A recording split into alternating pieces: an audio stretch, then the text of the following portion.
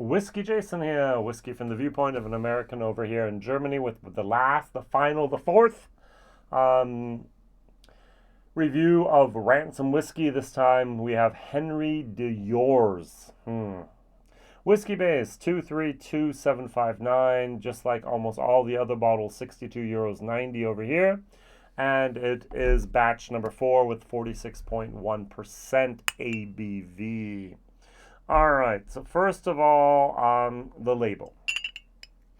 It says bottled by Ransom Spirit. That is no longer allowed in the US. You actually have to put the state of distillation on this, so this label is not actually allowed anymore.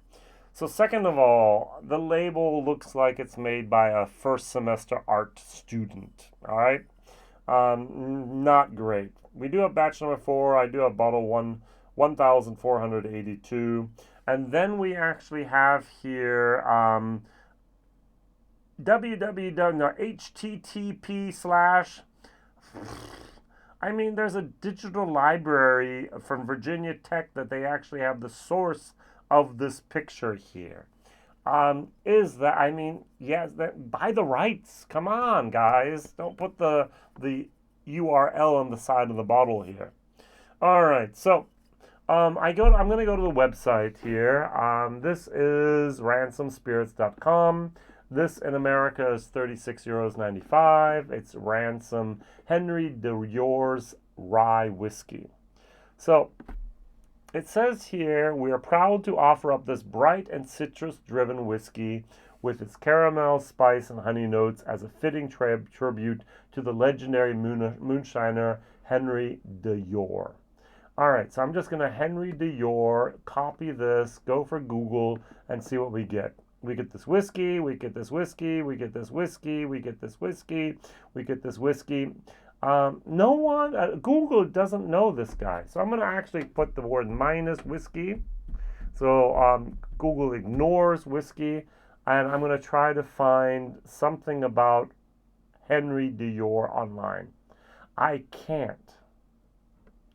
There's nothing I can find here online about this guy. All right, so we are talking about the legendary old moonshiner Henry. Huh? All right, so now Henry DuYore Rye Whiskey speaks to our aspiration to release spirits that balance the character of their grains of origin with the influence of the years passed in the oak barrels, an abiding fondness for the flavor of rye inspired us to produce our own bottling. Did not say our own spirit, all right? So, I'm gonna make this just a tiny little bit bigger for my old eyes. So with this rye whiskey, we sought to temper the admirable, innate feistiness of rye with the rich, supple flavors of malted barley. Rye proved to be a worthy adversary for the old-fashioned Ransom mashing system, which we originally designed for the more cooperative malted barley. Everything's okay so far. The texture of the rye grain made it impossible to push our house mashed base wort above 50% rye. So what does that mean? It was impossible to make rye with more than 50%? Or was it impossible to actually make any rye? So let's say it was impossible to make more than 50% rye. So we selected a well-made rye white dog to bring the rye to the forefront of our blend. All right, so they made their own rye with about 50% rye and 50% malted barley. And then they took white dog from MGP. So there should be on here distilled in Oregon and MGP or Indiana on the label. All right, so we feel that the resulting whiskey retains the texture, aromatics, and flavors of an artisanal pot still spirit. We're proud to offer up this bright and citrus-driven whiskey, repeating yourselves, as a fitting tribute to the legendary old moonshiner Henry DuYore. Same exact statements you had up above. Why? All right, although he is now completely reformed, Henry's true identity cannot be revealed. You might find him in his cabin, whittling, reading classic literature, or enjoying the occasional nip of good whiskey, or you might even find him right around here, 46.1%. Yeah. All right, so what am I going to do? I'm going to compare it. This is Redemption Rye. This is MGP. Whoops, I need this glass. On the back of my bottle, it says, aged no less than 2 years. Straight rye whiskey. Distilled, Lawrenceburg, Indiana. MGP juice. All right, so this is 62 euros. This is 38 euros. Bullet, 34 euros. All right, so why would I pay almost double the price for this when I can get this? Now, when this came out just a few weeks ago in Germany, we actually have a German trade magazine online called Spiritsjournal.de, so Spirituosenjournal.de. And it says here, this rye is unofficially has a mash bill of 77.8% rye and 22.2% malted barley. So we take the 95.5 and we dilute it down, and we're going to get 2/3 MGP, 1/3 basically here of their own 50/50 mash bill. And also from these unofficial sources, the information says this is only 18 months old. And you're not allowed to put whiskey on a label in Europe that is under 3 years of age. So this is an illegal label in Germany. And also it's a 700 milliliter bottle, which is also not allowed in Europe. Okay, wow. So Jason did not and does not like the Ransom products. The bourbon, nice. So this was, by the way, batch number 3. Really like this. So mainly MGP. The Ransom rye, barley, and wheat. This was batch number 3. Did not like this. Loser of all 3 of those. And the Emerald 1865, the batch number, it was 5, wasn't it? No, it's 9, excuse me. The 4-year-old French. It wasn't as bad as everything else, but it's still, I'd rather have a young single pot still directly from Ireland than this. So that's my personal opinion here. Let's nose them, let's drink them, compare them, and rate them. Yes, citrus. A little bit of walnut, a little bit of rye, dill, and a little bit of vanilla with alcohol.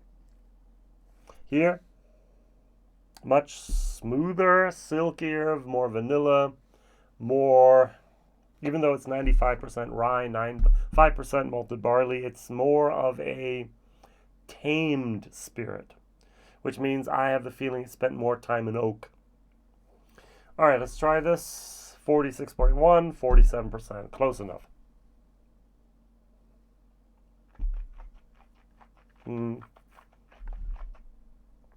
Very young.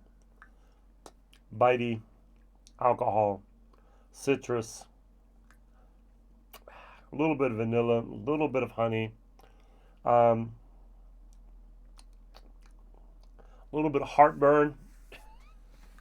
It's not a real Kentucky hug. It's actually going to cause heartburn.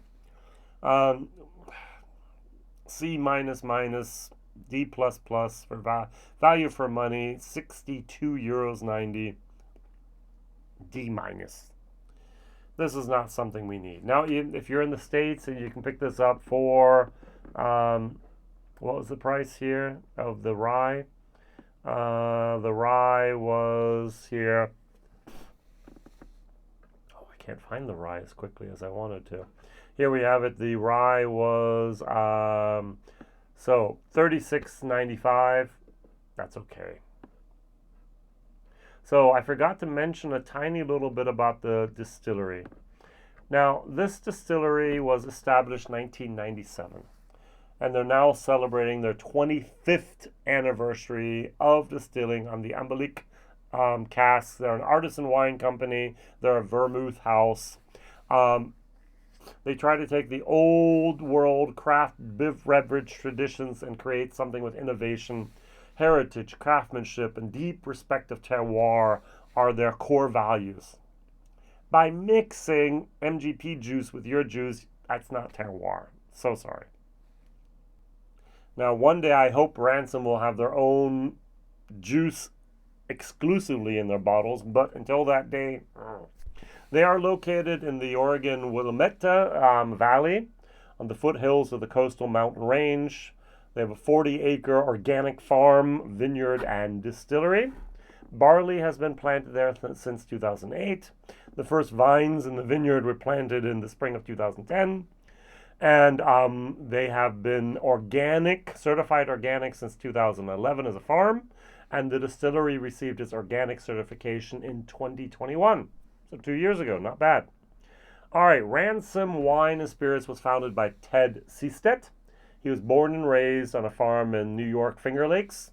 Now, they're making good whiskey at Finger Lakes Distillery there.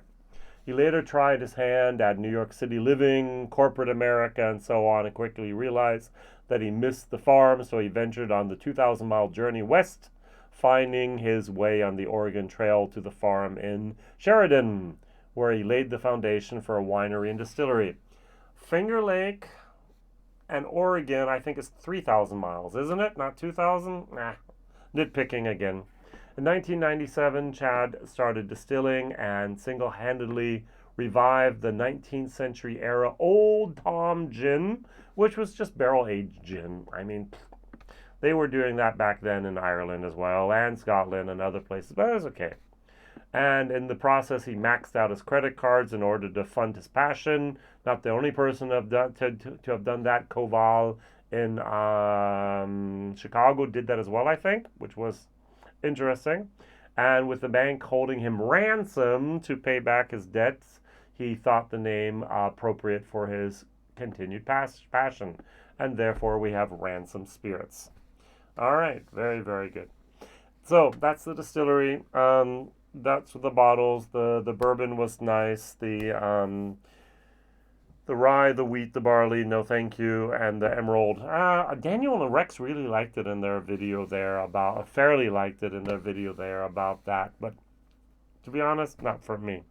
So thank you very much for watching, liking, subscribing. I originally once thought I was going to do a blind tasting of all 4 of them. You know what? I'm going to pass. I really don't need to do that to myself again. I know I like the bourbon. I know I dislike the rye, wheat, and barley. I do know the emerald's not great, and I can pick out a rye from all 4 of those with my hands tied behind my back. So they're not what I thought they were going to be, unfortunately. So now my question of the day is the following, if you've stuck around this long. Imagine I have a new brand of rye whiskey. I made it myself. It's 2 years plus of age. I put it in the bottle and I sell it to you as a new brand. What price point should I try to hit? Is it going to be 30, 40, 50, and 60? What price point should that new rye whiskey try to go for? Today, 2023, in the summer, in the fall of 2023, what would that be? Here was 60 plus euros, just way too high for Germany. Now I'm going to add another factor in here as well. In my personal opinion, as soon as you add source whiskey to your own whiskey, the price should decrease. Why? Now, even the prices of sourced juice has gone up. It's still cheaper to buy from MGP or any other Bardstown Bourbon Company or wherever, Green River, wherever you want to get your sourced juice from, than to produce it as an artisanal craft distiller yourself and mature it yourself and do everything yourself. So you're actually adding other juice to it, and you're actually, in my opinion, decreasing the value of that product. Now, you might just do it at the beginning as a transition phase. You might start off with other people's juice, add your own juice, and then transition only to your own juice 100% exclusively, but also there to change the price and increase the price up to your own juice is a little tricky in that moment. Am I right to think that the price of the product should go down if you're sourcing at least some, if not all, of the juice from someplace else? And also the question is, what price point should you try to target at the moment?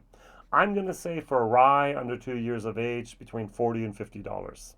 So that's me and my personal opinion here. And if I look at the price here of our Ransom, they are at $36.95. So under $40, great. I'm happy with that. But I'm not happy about the price over here in Europe, how that translates and how that, all those shipping costs and all the middlemen hold out their hands and get all that money. All right, thank you very much for watching, liking, subscribing. Sorry about me not liking these whiskeys, at least 3 of the 4. Sorry for starting off with the best. It was the bourbon. Did not know, but that's what happens. That's what happens when I open the bottles and blind taste them for me. Now, I've already done the bottle share. That's what's gone. It was me drinking. It was me filling up sample bottles like this or like this and already sending them out to people who wanted to get them as soon as possible and knew if they should buy, in order to find out if they should buy the bottles or not. So I don't think a lot of bottles are going to move in Germany, especially after these videos that I've done. Thank you very much, sharing, telling other people, and also writing in the comments. See you soon. Bye-bye.